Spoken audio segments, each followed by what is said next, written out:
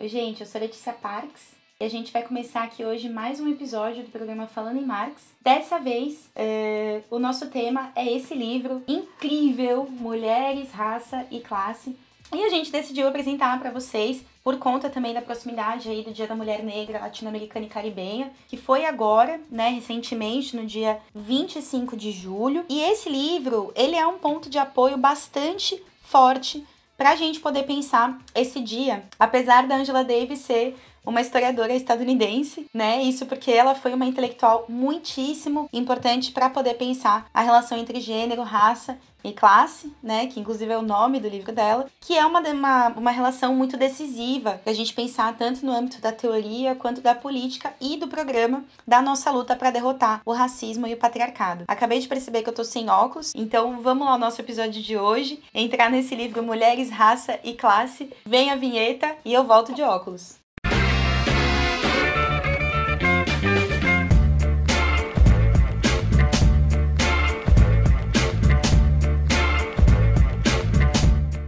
Show! Agora eu tô enxergando as minhas anotações aqui. A gente decidiu dividir o nosso episódio em 3 partes, tá? Então, primeiro, a gente vai debater a relação entre a luta contra a escravidão e a luta contra o patriarcado, ou seja, como uma luta influenciou a outra.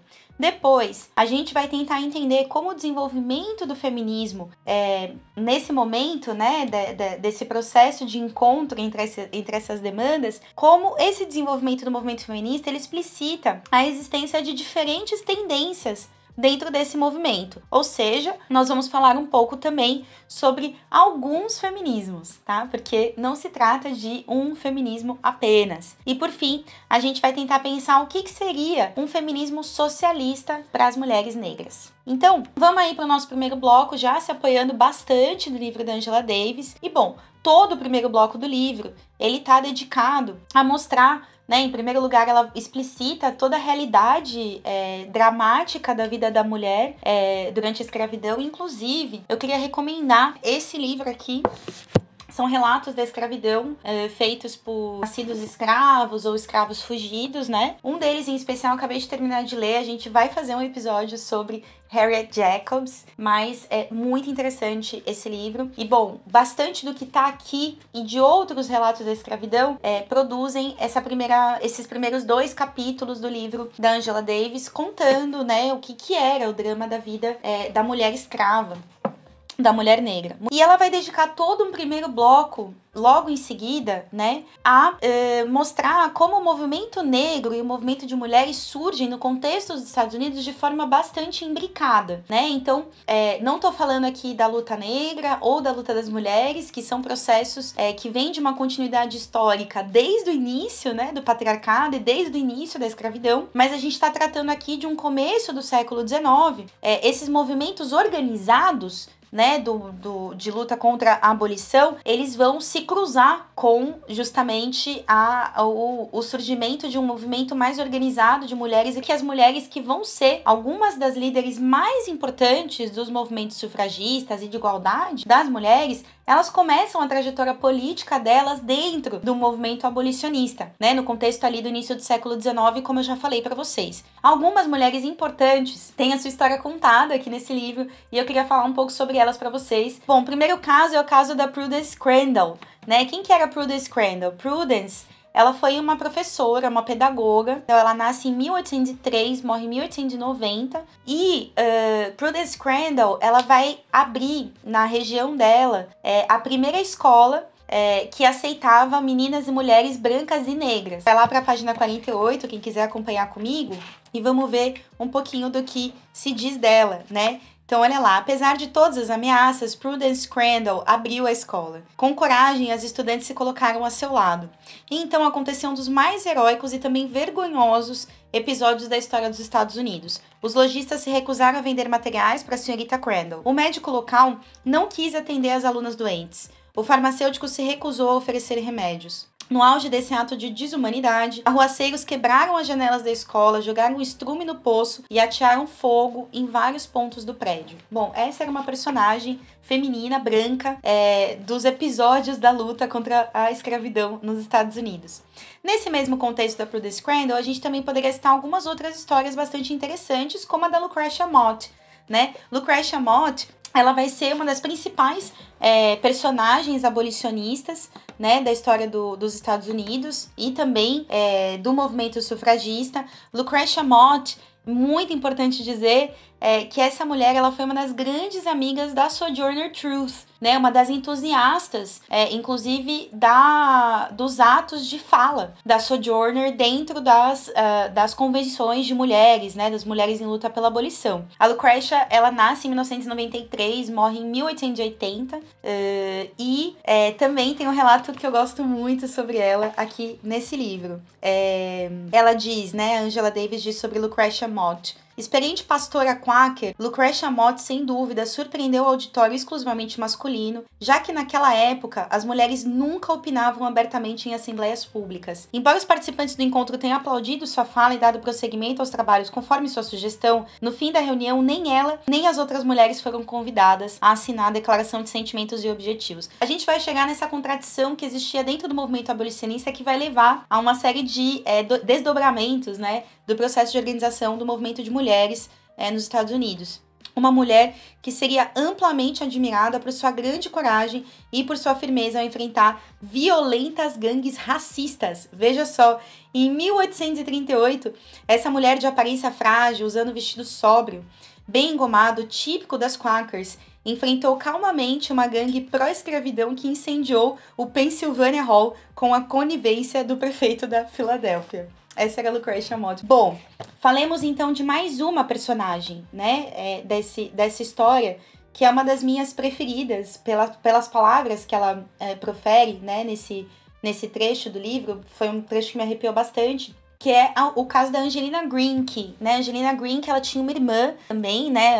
As irmãs Greenke são personagens abolicionistas muito conhecidas, também mulheres brancas, e elas têm uma história muito potente também, vem de uma origem quaker. Mas eu vou explicar para vocês um pouco mais sobre elas depois de ler esse trecho da Angelina. Vamos ouvir esse trecho da Angelina. Dizem que um dia Napoleão Bonaparte repreendeu uma dama francesa por se ocupar de política. Majestade, ela respondeu, em um país onde mulheres são mortas, é muito natural que mulheres desejem saber por que isso acontece. E, queridas irmãs, aqui é Angelina Greenke, em um país onde as mulheres são humilhadas e agredidas, e onde seus corpos expostos sangram sob o açoite, onde elas são vendidas em matadouros pelos comerciantes negros, têm roubada a renda que lhes é devida, são separadas de seus maridos e arrancadas à força de sua virtude e de sua prole. Com certeza, em tal país, é muito natural que as mulheres desejem saber por que isso acontece. Especialmente quando essas atrocidades sanguinárias e de crueldade indescritível são praticadas violando os princípios da nossa Constituição. Portanto, não vamos e não podemos reconhecer que, por ser uma questão política, as mulheres devam cruzar os braços e passivamente fechar os olhos e tapar os ouvidos às coisas terríveis que são praticadas em nosso país. Negar o nosso dever de agir é claramente negar o nosso direito de agir. E, se não temos direito de agir, então nós podemos muito bem ser denominadas as escravas brancas do norte, uma vez que, como nossos irmãos cativos, deveremos nos calar e perder a esperança. É muito forte esse relato, essa fala da Angelina Greenke, porque mostra justamente uma das questões mais interessantes dessa elaboração da Angela Davis, né? Que o fato de participarem dessa vida política do movimento abolicionista, estimulado pela luta contra a escravidão, levou a que várias dessas mulheres percebessem a profundidade da opressão que elas próprias viviam. Porque elas chegavam dentro desses espaços e eles estavam dominados pelo patriarcado, né? Muitas delas eram impedidas de falar. A grande maioria delas era impedida de falar. Existiam algumas muito corajosas, como Lucretia Mott, como Angelina Greenke, que se postulavam e falavam, mas a grande maioria das mulheres era obrigada a participar desses movimentos em total silêncio, né? E essa repressão ao gênero feminino, né, dentro desses espaços, ela vai se estendendo cada vez mais conforme as mulheres vão avançando cada vez mais em perceber essa contradição patriarcal, né, dentro do seu próprio movimento. Então, em algum determinado momento, elas são impedidas de panfletar, elas são impedidas de bater de porta em porta para angariar fundos para o movimento. Então, é através da vida política na luta contra a escravidão que essas mulheres percebem a profundidade da opressão que elas próprias vivem, levando a que a consciência delas avançasse desse ponto de vista num processo bastante dialético, né? E num tema que não necessariamente lhes tocava a princípio, né? Ou seja, se irmanam das mulheres negras, denunciam as violências que vivem as mulheres negras e a partir daí se dão conta da sua própria opressão. Alguns homens, né, também viveram um processo interessante de avanço de consciência nesse processo. Vou citar dois, o Charles Hammond e o Frederick Douglass. Esse segundo um pouco mais conhecido, né? Ainda que eles não foram os únicos, vou citar o caso deles. O que é muito interessante desses dois homens, que são negros, é que eles se deparam com esse contexto de um movimento abolicionista que impedia que as mulheres pudessem falar, e eles próprios vinham de uma trajetória pessoal de uma série de experiências de atuação unificada com essas mesmas mulheres. Então eles não aceitam, né? Esses dois homens, eles rompem com os congressos abolicionistas, onde as mulheres não puderam falar, e o Frederick Douglass, em especial, faz uma intervenção histórica em uma delas. Olha o que esse cara do século XIX disse numa conferência para outros homens e outras mulheres. Em especial, é interessante saber que ele estava se enfrentando com os homens ali. Ele conta: quando a verdadeira história da causa escravagista for escrita, as mulheres ocuparão um vasto espaço em suas páginas, porque a causa das pessoas escravas tem sido particularmente uma causa das mulheres. Eu fico muito arrepiada e emocionada quando eu leio isso. Eu fico imaginando um cara do século XIX, né? Depois a Angela Davis até fala que foi acusado de ser o homem dos direitos das mulheres, como se isso retirasse a masculinidade dele. Ele nunca abriu mão desse título, tinha orgulho desse título e interveio muitas vezes em defesa do direito de fala das mulheres nas reuniões. Ela segue: Douglass assumiu uma postura antissexista admirável, declarando não se sentir diminuído pelo rótulo de o homem dos direitos das mulheres. Fico feliz em dizer que nunca tive vergonha de ser chamado dessa maneira. Sua atitude em relação aos detratores pode ter sido inspirada no conhecimento de que um dos métodos de afastar as mulheres brancas da luta anti-escravagista era chamá-las de amantes de pretos. E ele sabia que as mulheres eram indispensáveis ao movimento abolicionista, tanto em termos numéricos, quanto por sua competência na defesa da causa das pessoas escravas. Isso era um cara negro do século XIX, que ensina muito, né? Frederick Douglass, gravem esse nome. Façamos um episódio sobre ele, eu gostaria. Essa fala do Douglass, ela tem uma força imensa dentro dela, né? Num contexto onde grande parte dos homens abolicionistas eram contra as mulheres intervirem, ou eram contra, inclusive, que as mulheres participassem desse movimento, né? Iam desembocando numa posição que era absolutamente contrária, para além, né, do direito de fala, também do direito das mulheres de participação no movimento político nacional, né?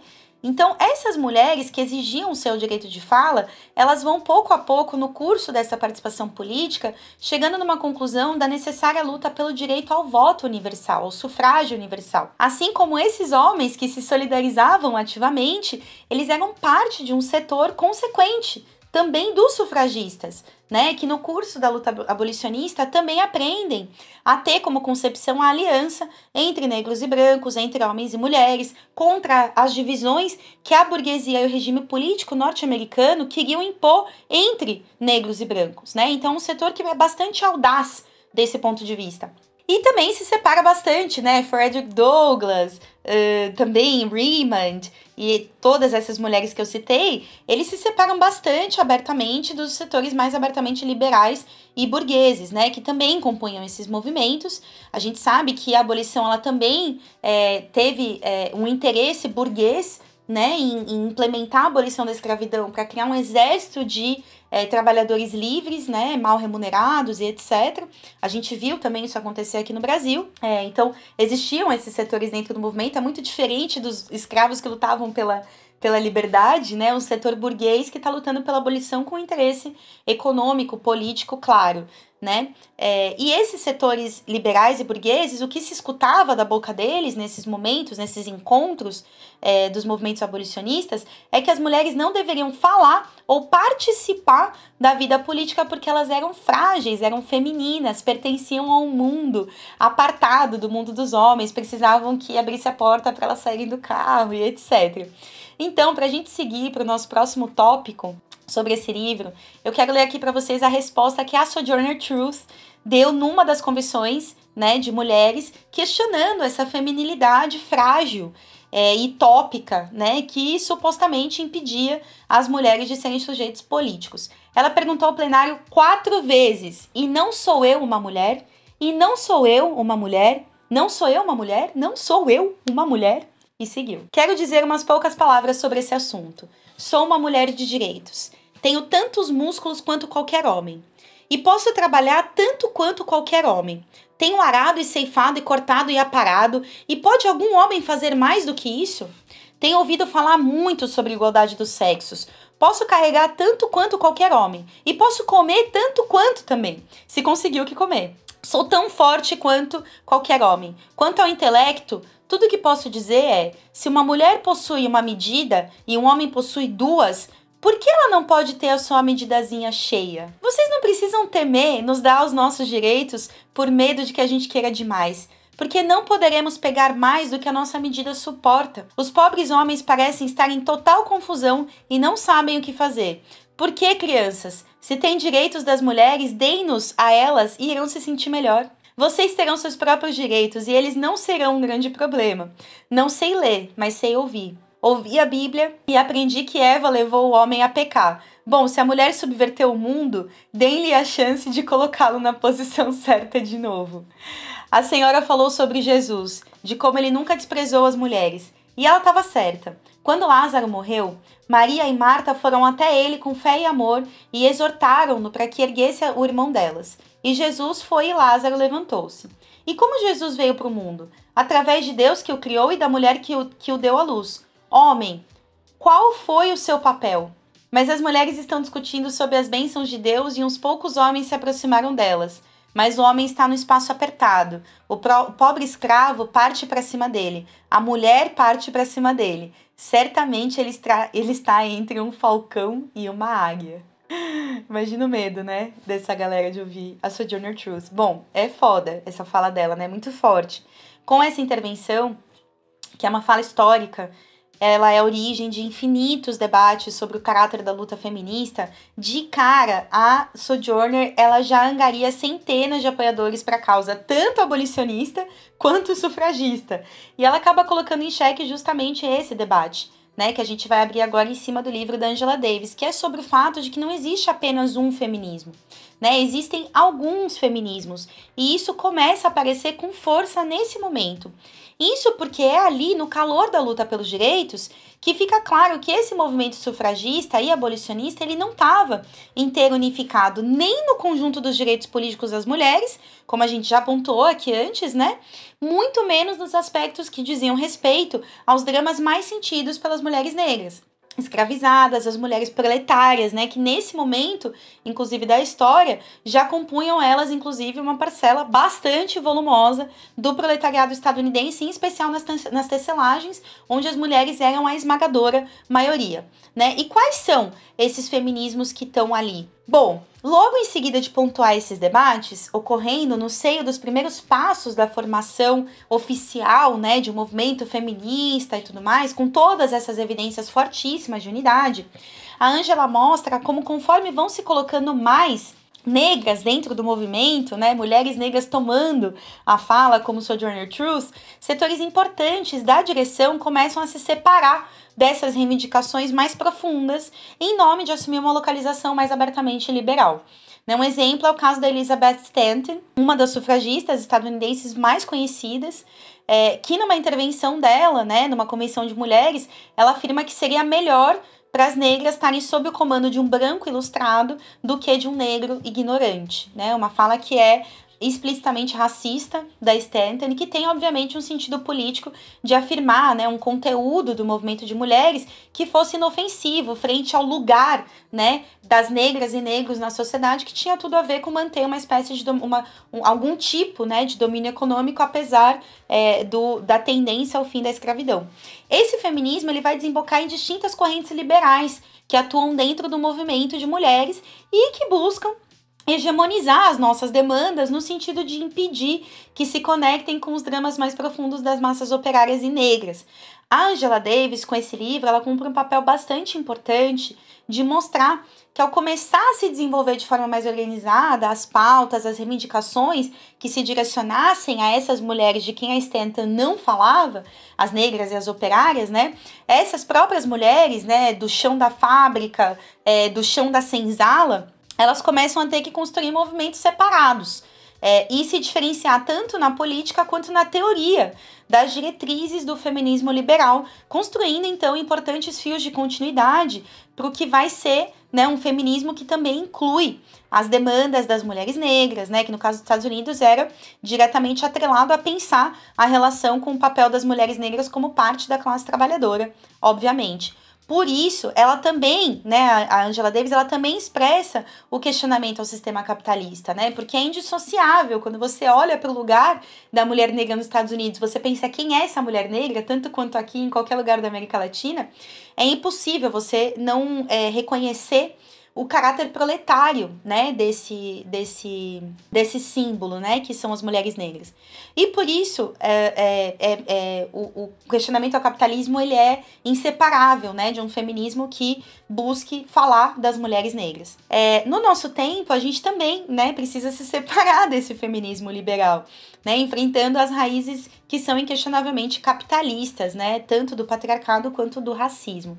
Esse livro é uma contribuição bastante forte nesse sentido, né? Aqui a gente vai indo para o nosso encerramento, porque ele mostra que só o caminho dos embates teóricos e políticos nos permite forjar movimentos que falem a língua da Sojourner Truth e de todas as mulheres proletárias, né, do mundo, e que saiba olhar para essas mulheres com um conteúdo de classe e com uma perspectiva de unidade de todos os setores oprimidos. Aqui, a gente vai chegando no tema de fechamento, portanto, desse episódio de hoje, que é a batalha por um feminismo socialista, né, que é realmente a única forma de conseguir debater o racismo, o patriarcado, a LGBTfobia e a exploração de forma unificada e atuar com um só punho, né, junto aos companheiros homens, brancos e negros que se colocarem a ser parte dessa batalha junto com a gente, né? Imagine ter dezenas de milhares de Frederick Douglass ao nosso lado, seria maravilhoso. Aqui é importante fazer uma pequena diferenciação, né? Porque entre o que a Angela busca fomentar nesse livro, né, que é um feminismo interseccional, do que é um feminismo marxista, é importante entender essa diferença, porque apesar de parecer semelhantes, são ideias diferentes de feminismo. Então, como dá para ver na leitura do livro, a Davis ela está combatendo ali um feminismo que é liberal, né, que ignora a classe e a raça, e justamente esse foi o caminho que levou ao feminismo interseccional muitas meninas e jovens que rechaçam esse feminismo liberal das patroas, das empresárias, das presidentes, né, esse feminismo que fala que é uma conquista que tem uma mulher bombardeando a Síria. Nossa, que maravilhoso. Bom, partindo desse rechaço ao feminismo liberal, o feminismo interseccional, que é bastante conhecido pelas elaborações da Kimberly Crenshaw, ele vai usar uma metáfora das intersecções, ou seja, é como se cada opressão fosse uma rua, né, e ao transitar pela rua do gênero, né, você tá vivendo uma realidade de opressão, dificuldade, você tá transitando por uma rua da opressão. Só que quando essa rua se cruza com a rua da raça, essa intersecção, ela tá mais sujeita a acidentes, a morte, a dor, a dificuldades, a trânsito, a engarrafamentos, a uma série de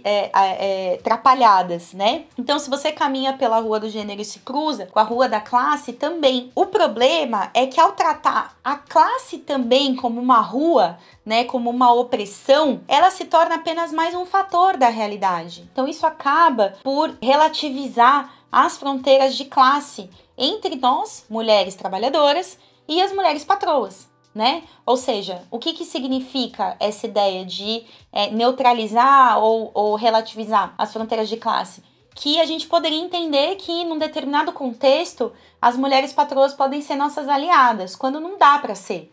Né, as mulheres patroas, elas nunca são nossas aliadas. Basta ver o caso de Mirtes Renata, né, que perde o filho pelas mãos da patroa, segue corte real. Ou o caso de Mariá, né, a executiva da Avon, que manteve a empregada doméstica escravizada. Essa diferença na teoria, né, em tratar a classe como mais uma opressão, o que ela vai fazer é que ela vai causar efeitos também na política e na estratégia. né? No caso da Angela Davis, eu dei esse exemplo, né? Quando, então tem um setor oprimido concorrendo a um cargo de presidente nos Estados Unidos, o que vai acontecer? Ela apoia, né? Foi o caso, por exemplo, só para dar um exemplo, dela ter sido apoiadora do governo Obama, né, durante toda a sua gestão. O fato dela ter chamado voto na Hillary Clinton, né, que é uma das principais representantes da ofensiva imperialista dos Estados Unidos.